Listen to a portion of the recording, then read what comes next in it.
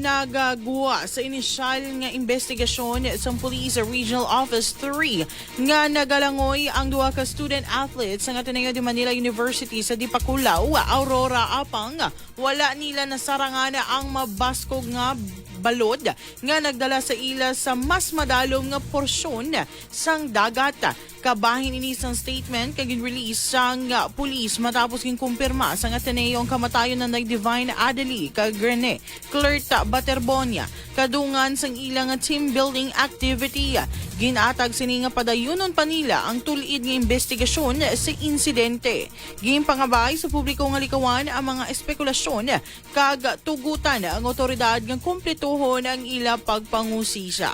Sa separado nga pahayag sang Aurora Provincial Police Office, ginpalabot sini ang pagpakig-unong sa pamilya, mga abiyan, teammates kag mga pinalangga sang student athletes. Kagabi sang ginanunsyo sang Ateneo ang pagkaliwan ng Day Baterbonia 19 kag Adeli 21. Sa official statement sang universidad, ginpalabot sini ang kasubo kag pagpakig-simpatiya sa mga pamilya, kaabyan, teammates, coaches kag pinalangga sang duwa ka student athletes.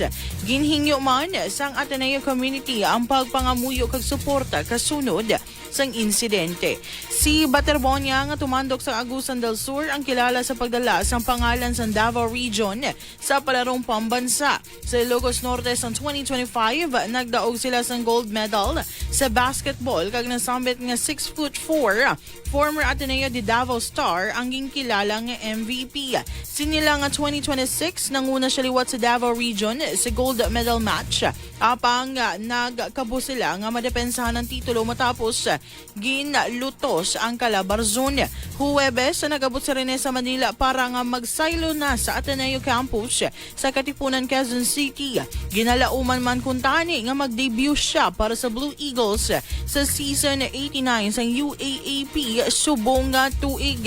Sa piyak nga bahin, si Adeli naman ang isa ka 6'10" Nigerian foreign student athlete nga nagupod sa hampang sa Ateneo sa season 88 kag nakabulig sa Blue Eagles nga magtapos bilang ika-6 nga may 6'8" record.